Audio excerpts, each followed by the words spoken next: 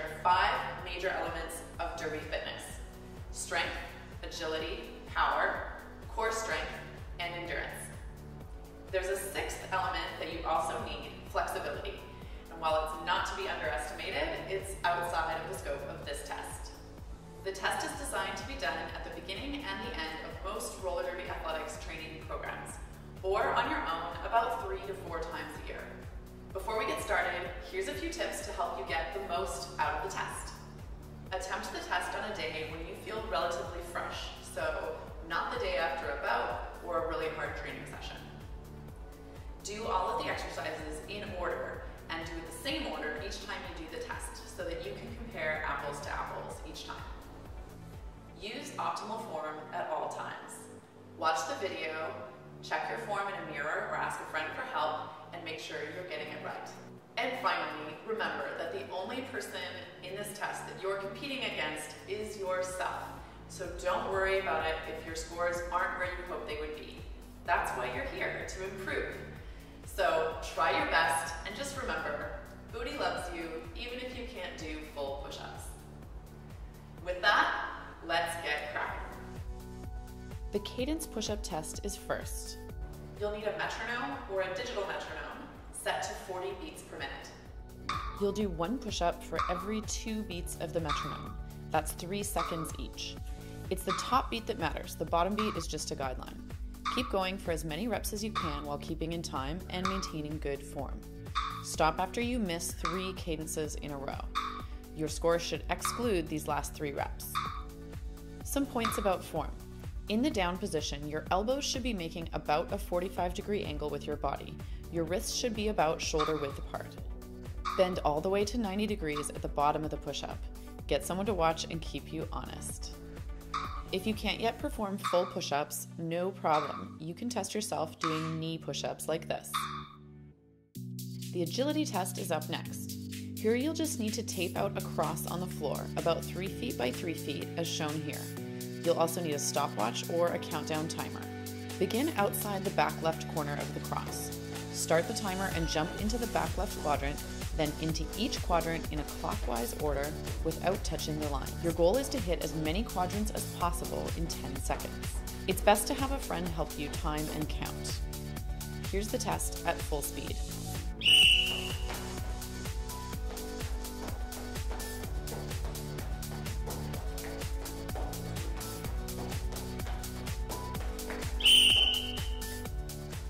So as you can see, my score on that was 31 because I did 7 full tours of 4 plus 3 before the whistle went. Do the test again going counterclockwise. Record your score and average the 2 scores. Here are some notes on form. You should jump with your feet together as a unit. Don't let them become disconnected from one another. Subtract half a point from your score each time you touch the lines in your test. If you let your arms flail around like this, it will be more difficult to move quickly around the circuit. Just like on skates, if you keep your arms braced and your core tight instead, it will help you. If it's your first time trying this, feel free to take some practice runs before you start your recorded test. For the vertical leap test, you'll need a measuring tape or a yardstick. Tape it to the wall up high. It doesn't matter exactly at what height you set it up. This is a standard test used by many sports and employers to demonstrate leg power. You simply jump as high as you can and measure the difference from your standing reach to your reach at the top of the jump. Here are some tips to help you out. First, you can have a friend stand on a chair and read your high point measurement, or you can use a piece of chalk to mark as you jump. Second, the height of your leap is directly related to how deep you bend and how quickly you descend. Bend deeply and quickly like you're coiling a spring. Next up, we have the core test. As you know, a strong core is essential for balance, but it also helps with agility and injury prevention. To do this test, get into a plank position and start a timer. For the first minute, or as long as you can maintain of the test, you'll be in this position on your elbows with your neck in a neutral position. After a minute has elapsed, put your feet closer together for balance and lift one foot up. Maintain that position for 30 seconds. Then switch feet. Keep holding, and if you're still going, after 2 minutes, you'll swap to one arm at a time. Try your best to keep your hips low and square to the ground. After 30 seconds, swap arms and keep going. After 3 minutes of sustained planking, you are going to switch to one arm and one leg at a time. Again, trying to keep those hips down and your shoulders and hips square to the ground as best you can.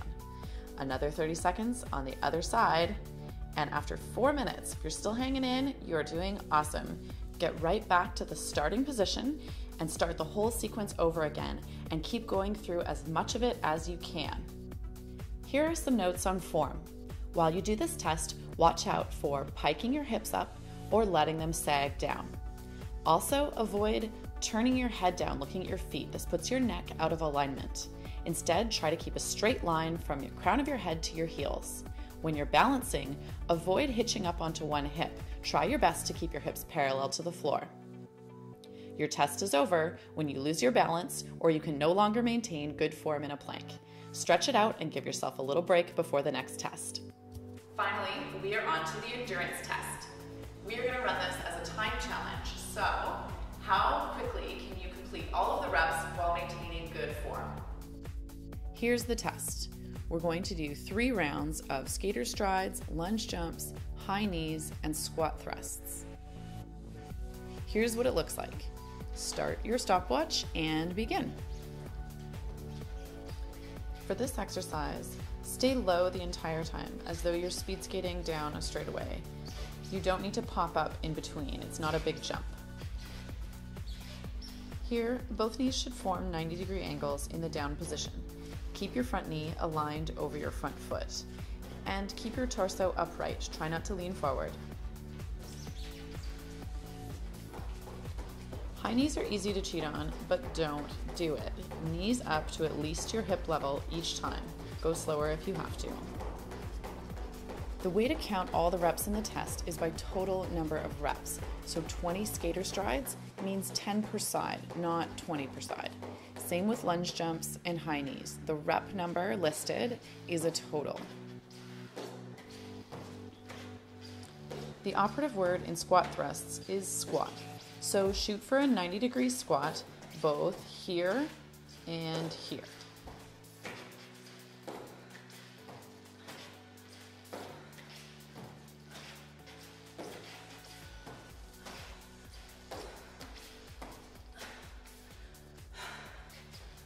So that's what one round of the exercises looks like. You'll do 2 more rounds in a row without stopping and record your time at the end.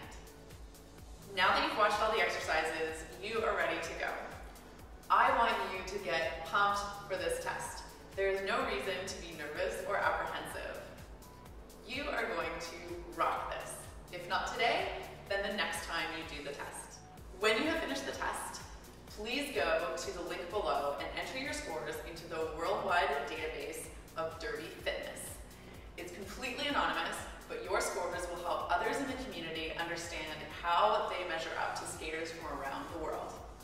You can also print off the test instructions from the website. I am so proud of you for being a rock star and being willing to draw this line in the sand for yourself today.